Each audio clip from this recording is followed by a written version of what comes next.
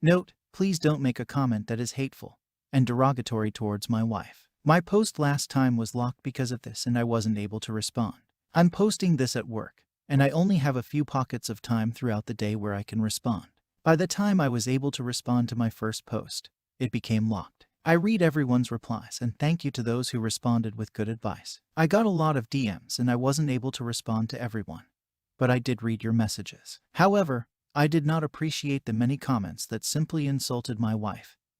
I know she fucked up and I'm still very angry at her, but I want to believe she can heal and become a better person. Also, some of the DMs I got were extremely weird and hateful towards women in general, like stuff you see on the Incel Tears sub. Y'all need more help than me and my wife. There were some common questions I wanted to address to provide additional clarification.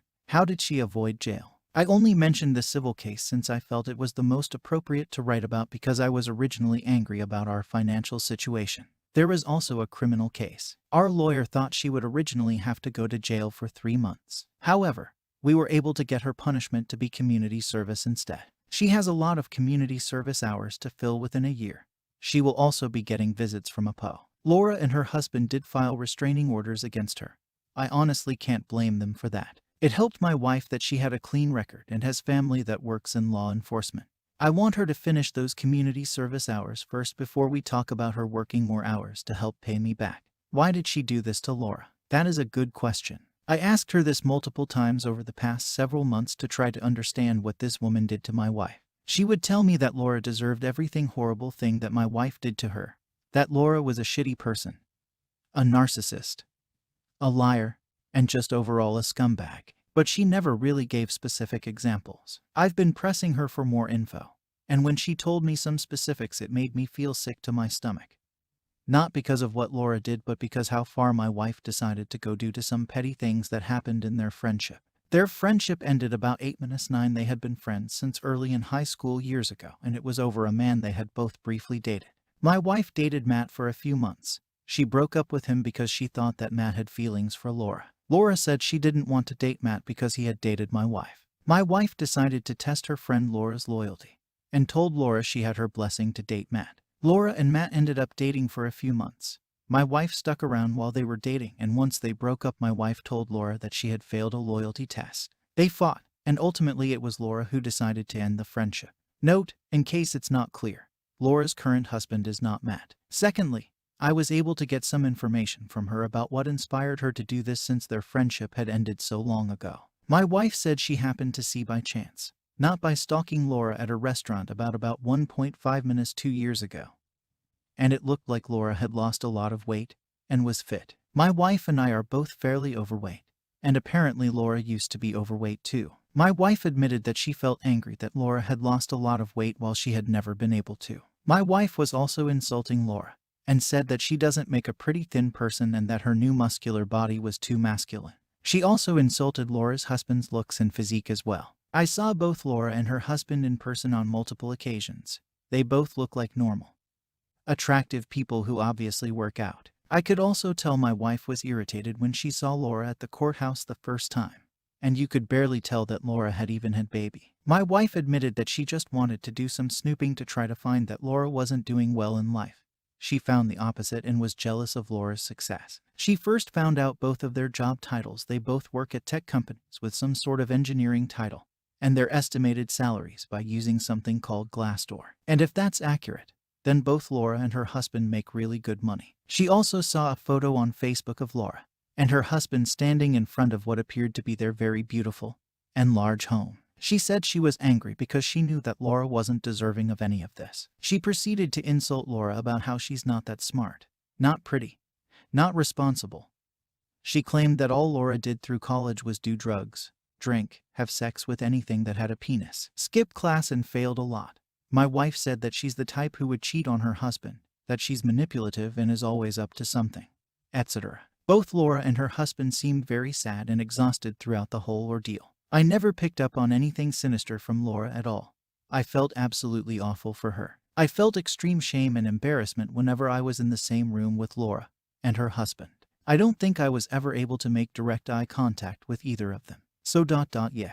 I was expecting Laura to have done something truly evil or sinister in the past, and that just wasn't the case. Does she feel remorseful? I want to say yes, she does. She has been really depressed since this all finalized. However, I can't help but think she's sad only because she got caught. She hasn't directly said anything that would lead me to believe she is truly remorseful. She's still angry at Laura for escalating to the point of a criminal and civil case. She feels that Laura overreacted. My wife believes every horrible thing she said about Laura. She's convinced that Laura is some kind of alcoholic, drug addict who cheats on her husband, and is the type to lie and cheat her way to the top of her career. And somehow Laura is able to hide this from everyone in her life. My wife felt like she was trying to expose Laura for the monster that she is. She feels that Laura pressing charges and suing her is additional proof that Laura is vindictive. My hope is that she has time to think while she is doing her community service hours over the next year. I think she feels bad that I had to empty out our accounts and sell some things to come up with the money. I talked to her about working more hours once she has finished community service,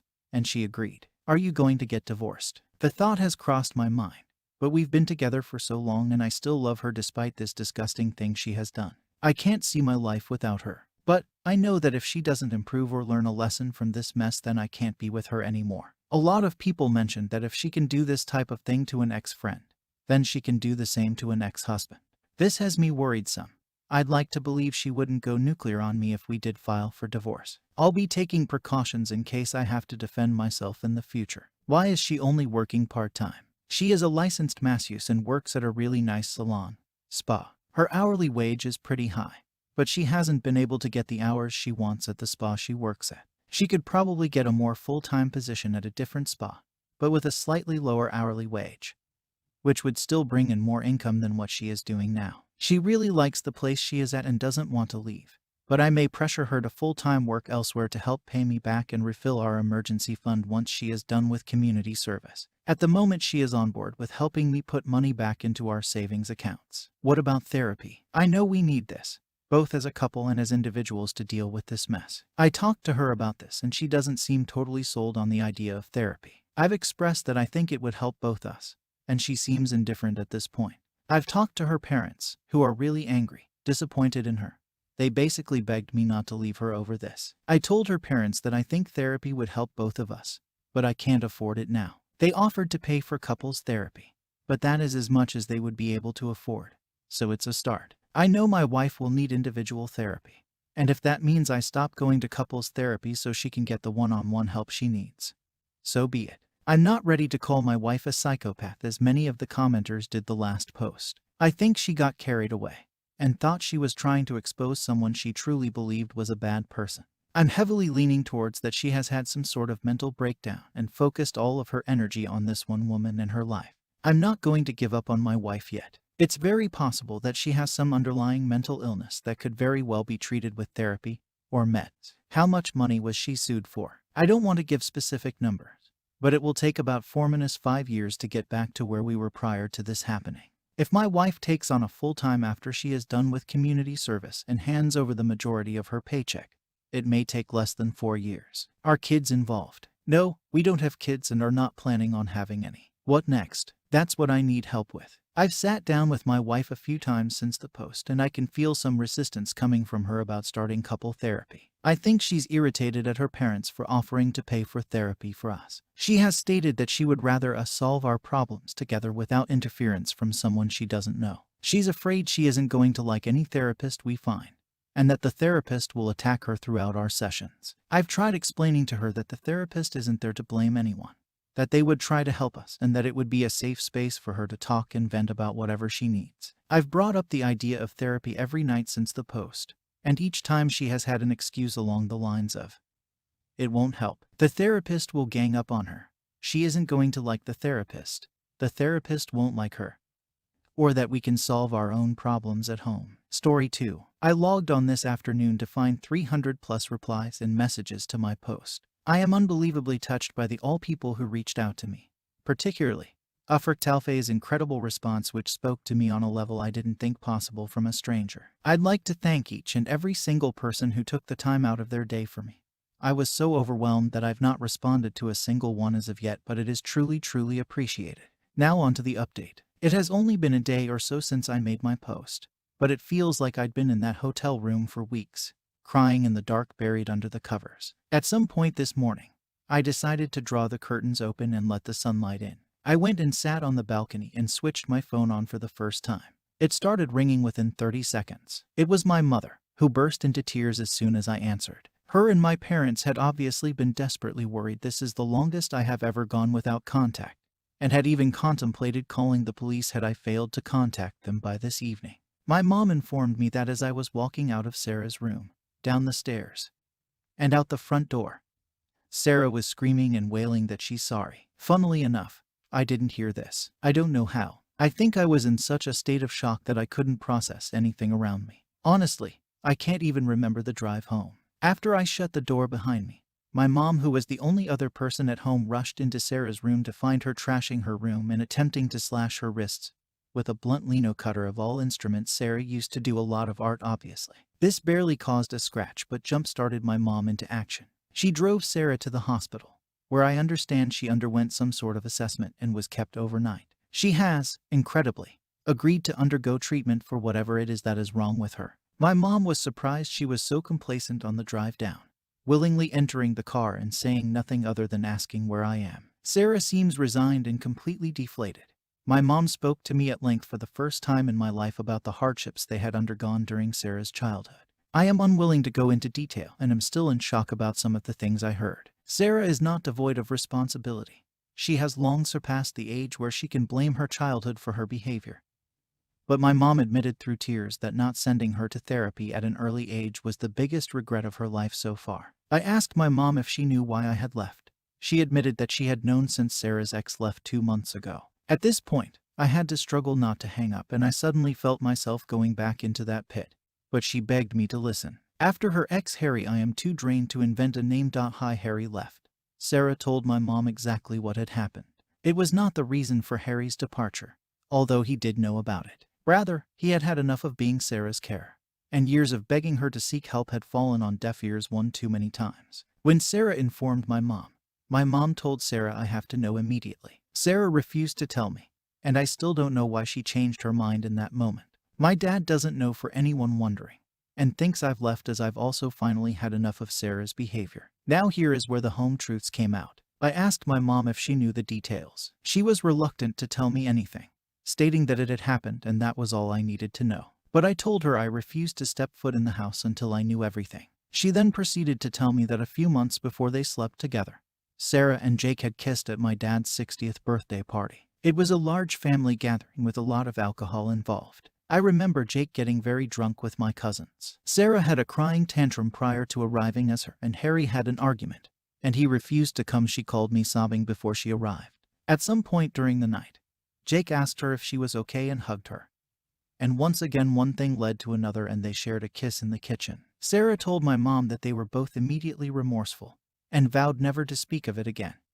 But Sarah deliberately sought him out the night they slept together, knowing he was unlikely to turn her down. She openly admitted she did it to get back at Harry, who had cheated on her during one of their many infamous breaks. I don't think I even entered her thoughts. At this point, I'd heard enough. We'd spoken on the phone for over 4 hours and I felt mentally drained and physically sick. Any hope I had of salvaging my relationship with Jake has completely gone. I feel the last 3 years have been tainted by their betrayal. And the many years before that, I wonder, did he like Sarah this whole time? Part of me doesn't even want to know. It's worth noting he has made absolutely no attempt to contact me other than a single text stating I'm sorry. Take as long as you need. As if it's inevitable I will come back to him. Things are still up in the air. I don't feel ready to check out at the hotel as I don't know where I'm going to go next. I feel my relationship with my mom has been rocked by these revelations. I don't know what's going to become of Sarah. I have no idea what I'm going to do about me and Jake's flat, where I'm going to live. I don't even know if I have a job anymore. I just haven't showed up to work. But I know the truth and the smallest part of me is grateful for that. The rest of me is consumed by a pain I never imagined possible. I guess there's nothing else to do now except wait and see how things unfold. But reading through your comments and messages have been more help than you can imagine. Thank you, thank you, thank you. And for anyone who has ever experienced symptoms like Sarah's, or has been around someone who is so visibly troubled, I beg of you, seek help before it's too late.